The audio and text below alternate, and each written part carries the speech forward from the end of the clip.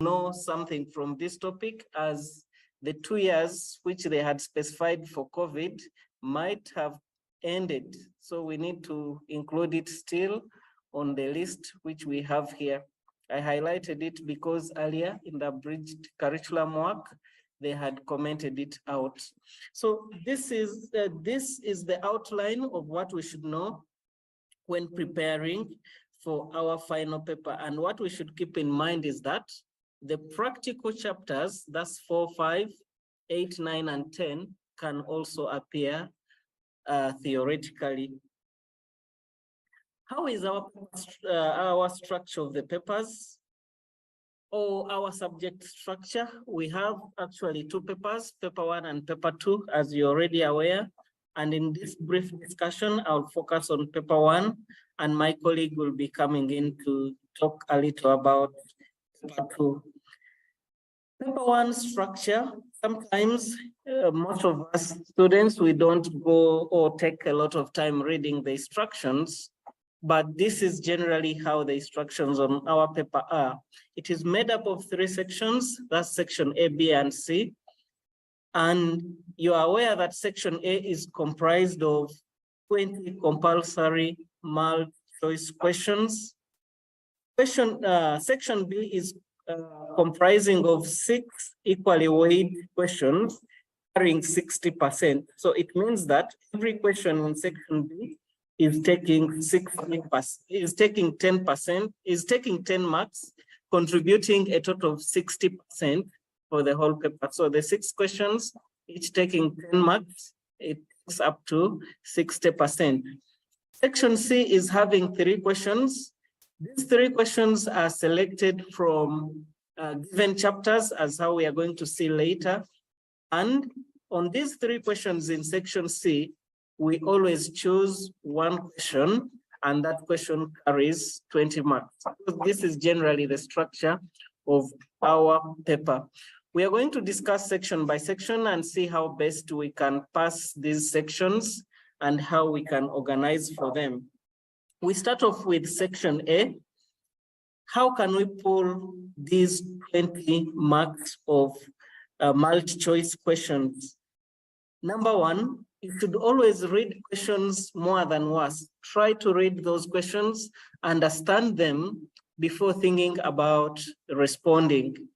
In the questions, as you're reading them, mark the simple questions. You can first do a quick read through the questions, mark the simple questions, identify the keywords in the questions, and then you can start answering those questions. Know the keywords in every question which they give to you to be able to respond to that question correctly. I'm going to give sample questions and their responses. We shall see how the keywords can easily be identified. So it is a good practice to start answering the questions with those you've considered simple, those which are complex, and always reread the questions before your attempt. Then to prepare for section A is obtained from all the 12 chapters. So to prepare for section A, for this compulsory section, you need to be having facts in all the chapters. You need to take time, sit down, you read through all your work. It's when you can be able to thoroughly pull the 20 marks out. Then we have said also that you should be able to read the question more than once. The time given is enough. You should identify the keywords in those questions. I'll identify for you some keywords in some questions such that we are able to respond correctly. Those keywords, they relate to the topics which we deal with, as how I'll be discussing that at a later time. Then do not leave the multi-choice questions unanswered. We don't wish to see you failing to pick one of the 4 choices. It is really bad for you to leave a multiple choice question unanswered. out of the 4 chances, you have a chance of having something right. So always ensure that 20 multiple choice questions are answered. Sometimes in ICT, we may provide a box where you write the answer which you think is right. So always put a letter of your choice within that alternative box if we have put the box besides the options. Do not misuse the box or draw your own. It is good to fill in the box which we have put for you, and do not write more than one alternative. If you're able to read the question many times, you can always pick the answer and write there the right answer. Do not put A, then you struggle to change it to B, then you're changing it to C. Ensure that the answers are very clear. We should not start studying the paper to see whether what you've responded is section A, is option A, option B, or option C. Always ensure that you pick an alternative, indicate it when you are sure that it is that answer which you would wish to take. That ensure that you provide an answer for every question in this section. It is really bad to have some choices for you there and you just leave the question blank. Ensure that you try to answer depending on the choices which are there. Then sometimes students have a tendency of thinking that the option is not on the 4 options, and the person adds, says maybe on the 4 choices, the person puts the 5th choice and then adds what he or she thinks. That's not a good practice. Always focus on the choices which they have given. Those choices are always in range. So always select a right answer from those questions. In section B, we have said 60%.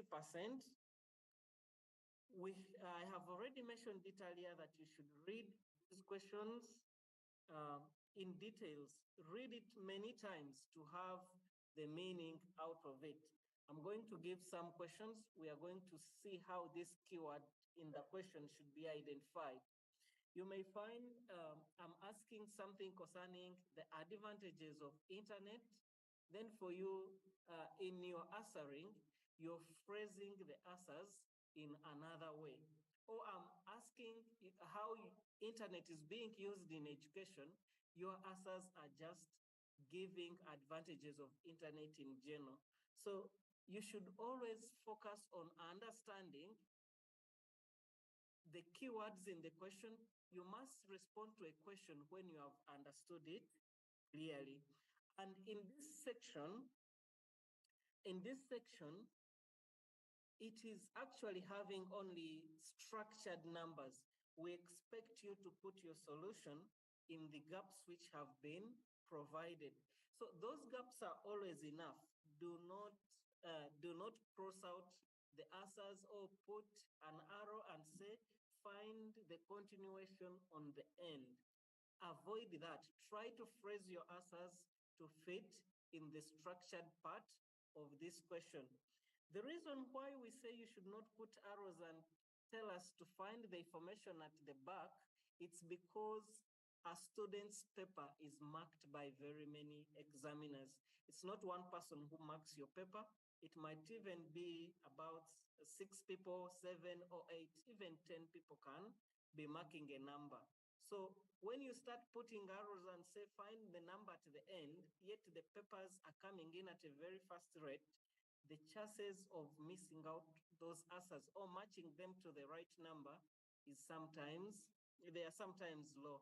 So always structure your content to fit in the structured part which we have indicated, and avoid those arrows. And always use ICT language when you're dealing with ICT terms. I'll comment also on that when I'm giving the details. What you should know also is that in this section B, every question is compulsory, like how we have section A. And section B, it also requires you to read the entire topics in the syllabus. We need all the 12 topics knowledge to be captured in this structured part. So you should come to this structured part when you have the knowledge in the whole syllabus. And I've already said that you should not forget the practical topics and all aspects relating to the practical aspects. I've already said the practical work shall appear in the theory paper. It has a percentage which we should pick from practical to theory when we are setting. In section C, we have said section C is having 3 questions where you must select only 1 question. Section C has 3 questions where you must select only 1 question. I'll comment more still on section C on how people respond to section C. Sometimes in section C, you may find a question which says, state the advantages of internet. Then we put 10 marks. And part B, we say, state the disadvantages of using internet and put 10 marks when we have not specified the total number of points. If you're getting me clearly, I'm saying in section C, we can have this number and say, state the advantages of using internet or explain the advantages of using internet, and we put 10 marks. And you find students struggling to raise the 10 points because the number is indicating 10 marks on the side. In section C here, we expect you to give a response a point, like internet can be used for research, then you explain it. So the point will take a mark and the explanation will also take a mark. So we expect a point to take 2 marks. So if I say, explain the advantages of using internet and I put 10 marks, that means I expect five responses which are explained. I don't expect 10 because the number is indicating 10 marks. I expect 5, which I explained. So the point will take a mark, and then the explanation will also take a mark. On part B, if I say, explain the disadvantages of using internet and I put there 10 marks, I expect the same. I expect a disadvantage and its explanation. And the explanation doesn't mean we should write it in details like we are discussing something in history. Here you can have an explanation of 2 lines. 2 lines are basic enough to give an explanation. 2 to 3 lines or 2 to 3 lines. It is good enough to have an explanation. So in this section, you should know that you're supposed to choose 1 number carrying 20 marks. And what you should keep in mind is that at least a point may carry a mark and an explanation to that point may carry a mark. Now, where do we get these 3 questions in the entire chapter?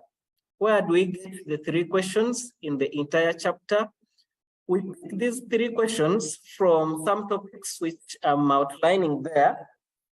The 3 questions are picked from computer hardware, data communication and networking, system startup and configuration, then trends in computing and elementary programming. In those 5 chapters, we shall see a way of picking the 3 questions.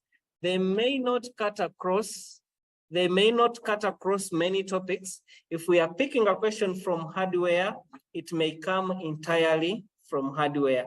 If we are picking a question from data communication and networking, then this question is picked, may be picked entirely from data communication and networking. So out of these 5 chapters, we shall have 3 questions.